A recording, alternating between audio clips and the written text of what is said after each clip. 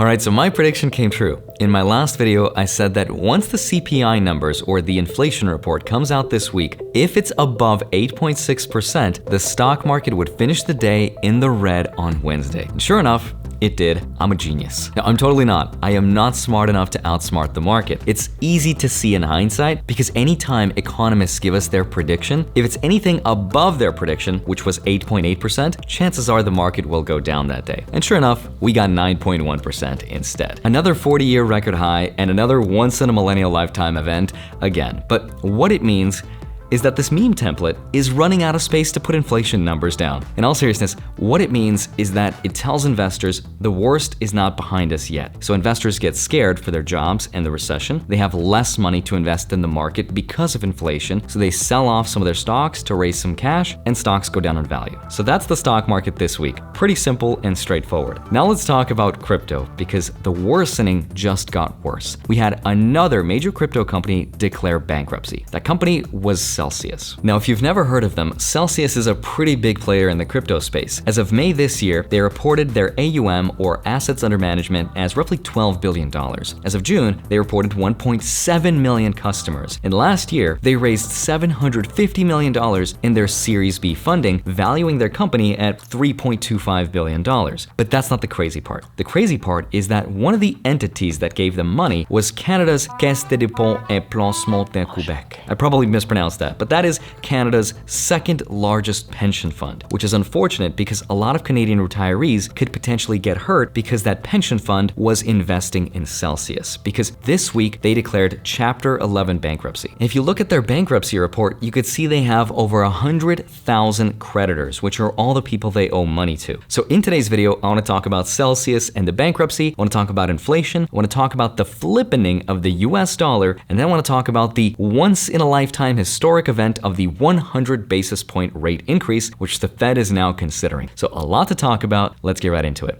Hi, my name is Andrei Jikh. Hope you're doing well. Come for the finance and stay because the central bank is considering something that has never happened before. Right now, they're thinking about increasing what's called the federal fund rate by 100 basis points at their next Illuminati, aka FOMC meeting scheduled at the end of this month on July 27th. Now, right now, the stock market is pricing in the odds at 46.4% chance that the Fed funds rate will go up by 0.75 to 1%. And if it is 1%, that would be historic because that has never happened before. And that's all thanks to today's sponsor, inflation. So please inflate that like button for the low cost of $0 before it becomes more expensive. Now check this out. In the last 12 months, gasoline is up 59.9%. Energy services, which are things like utilities, are up 19.4%, and food is up 12.2%. But don't worry, the good news is if you average these numbers out, inflation's only 9.1%. What? It's the truth. In all seriousness, we know that inflation is probably higher than what's being reported. And here's why.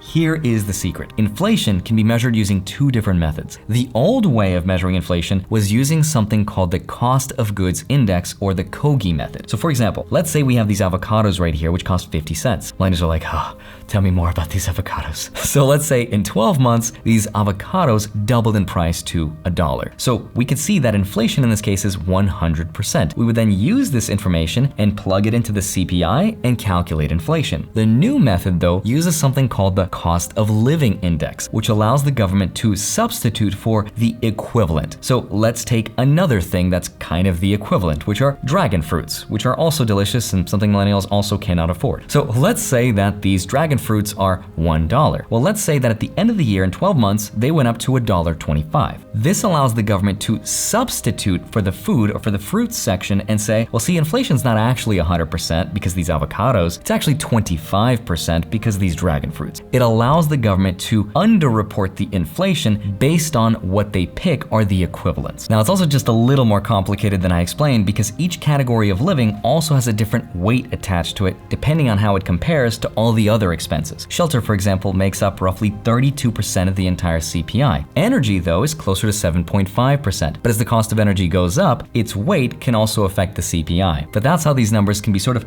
manipulated to make it look as though inflation might be lower than what it actually is. And it's all true for people's incomes too. For example, last month in June, wages for all non-farm employees was up 5.1% to an average of $32.08 per hour, which sounds great. On the other hand, inflation was up 9.1%, which means the real wage growth is probably negative. Just remember that no matter who's in charge of the government, sometimes these numbers can be used to tell a political narrative, but as long as you understand exactly how this works, hopefully you can see the truth a little bit more clearly. So now let's talk about crypto and Celsius and something that hasn't happened to the economy in over 20 years. Pretty crazy. But first, a quick word from today's sponsor. All right, so far this year, the stock market's S&P 500 is down 20%. If you bought Bitcoin, you'd be down over 57% if you're lucky, or 100% if you're unlucky. If you kept cash, you'd be down over 9% thanks to inflation. That's why one of my goals has been to create and preserve wealth by following the rich. That's how I noticed in the first half of 2021, global venture funding totaled $288 billion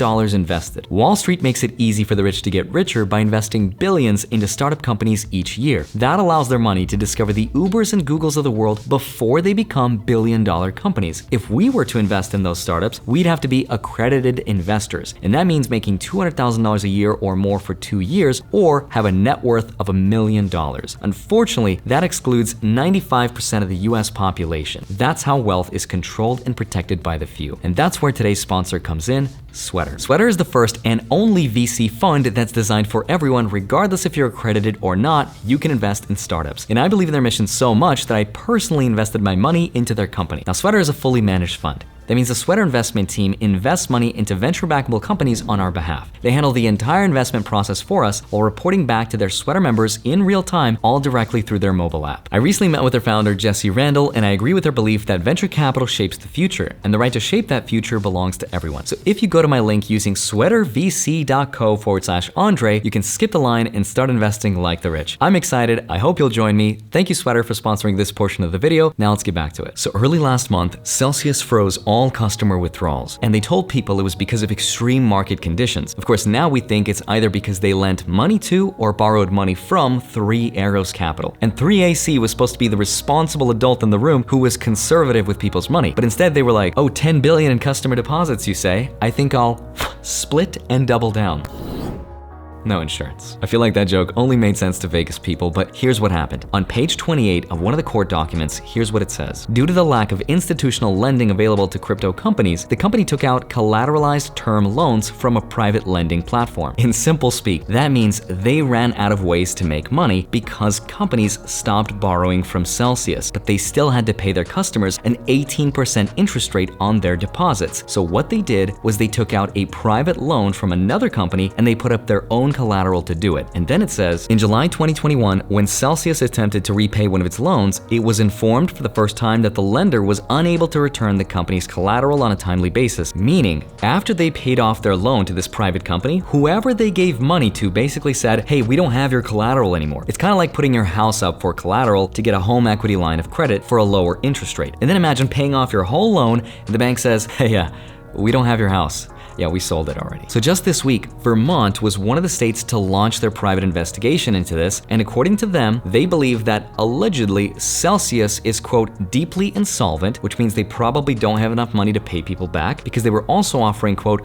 unregistered securities, which is referring to anything that's crypto related, and because they were doing it without what's called an MTL, a money transmitter license, which all companies need if they're transferring money. And then the document says, due to its failure to register its interest accounts as securities, Celsius customers did not receive critical disclosures about its financial condition. This just means because they were unregulated, they were doing all of this completely in the dark without the customers knowing, and unfortunately, this is true for all non-public crypto companies. Now, the Vermont state regulators also believe that Celsius used customer funds to pump the price of their own token. All of this so far is alleged and hasn't been proven, but so far, the Celsius statement put out recently is not making the situation look any better, because Celsius is not requesting authority to allow customer withdrawals at this time. Now, all of this means is that right now, their number one priority when restructuring their whole company is to first pay themselves, pay their hedge fund partners, and then the unsecured creditors are going to be the last in line, which of course are their customers. So in the meantime, there's a lot of rumors flying around about what's going on, but right now no one knows exactly what the real truth is. So if you want to stay up to date, you can go to this link right here and you'll be updated with all the court filing data. So the moment that a new court filing shows up, if you subscribe, not to my channel,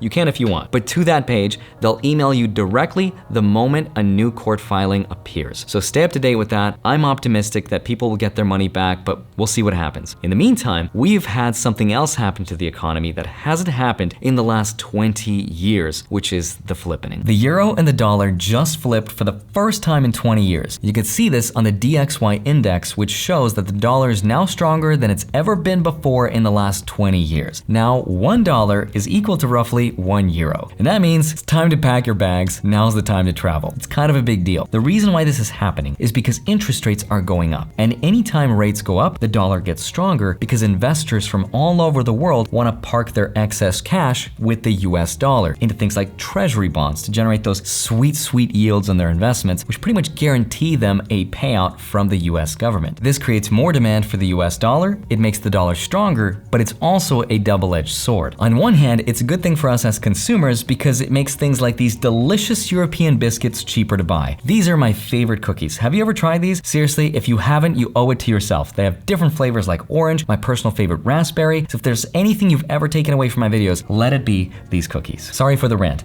The bad news about a strong dollar is that the cookies become more expensive, and also global companies like Apple actually make less money, and therefore their stock suffers because when they accept foreign currencies and they convert it back to dollars, they get to keep less for themselves. And as long as interest rates are going up, as long as there's instability in Europe, the dollar will continue to get stronger. And it's also true that when the dollar is strong, Bitcoin tends to be cheaper. That's not always the case, but it's still important to pay attention to. So if you're still around and I haven't put you to sleep, let me give you my personal thoughts about everything that's going on. I'll say this, I want to apologize to this man right here, Gary Gensler, who doesn't actually watch my videos, but if he were, I want to say thank you for not approving the Bitcoin spot ETF, and here's why. By itself, arguably, the Bitcoin spot ETF would send Bitcoin over $100,000. That would be very selfish of me to want, because on one hand, it makes me wealthier. On the other hand, though, it's extremely risky, because the more Bitcoin grows in value, the more companies like Celsius take risks with our money. And that's fun and games for the younger people who could wait 10 years for the industry to mature and for the rules to catch up with the prices. But for the older people who may not have 10 years on their side, they don't have control over how their pension funds get invested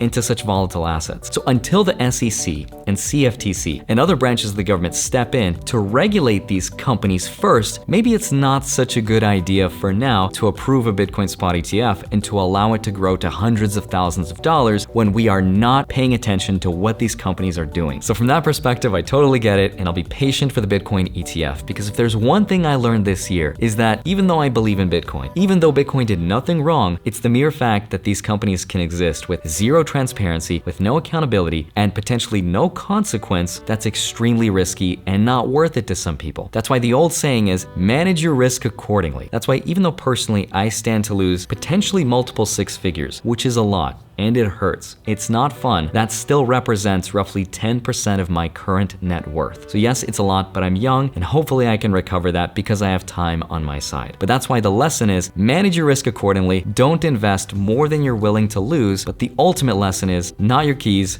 not your Bitcoin. As always, have a wonderful rest of your day. Smash the like button, subscribe if you haven't already. Go grab up to $250 worth of free Bitcoin right here. Please don't keep your crypto online. Be careful. Go grab your free stonks. Links are down below, and then go track them automatically with a spreadsheet linked down below in my Patreon. Love you. Thank you so much for watching this video. I'll see you back here on Monday and Friday, sometimes Wednesday. I'll see you soon. Bye-bye.